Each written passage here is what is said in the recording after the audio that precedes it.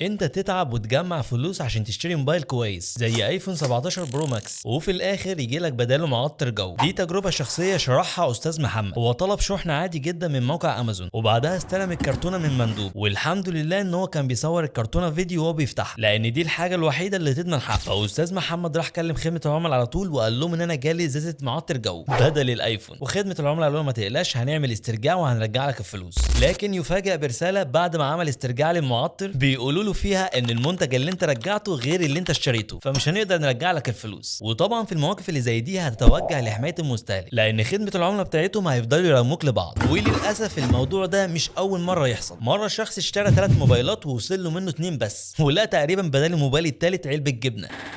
خلصت الجبنه؟ خلصت لوحدها. فمين اللي مسؤول؟ هل التاجر اللي بيبيع على امازون، ولا اللي عاملين في مخازن امازون، ولا المندوب اللي بيوصل لك الشحنه؟ فبلاش يا شباب تشتروا منتجات غاليه اونلاين، لانه في لحظه ممكن 100,000 جنيه يتحولوا لزيت معطر.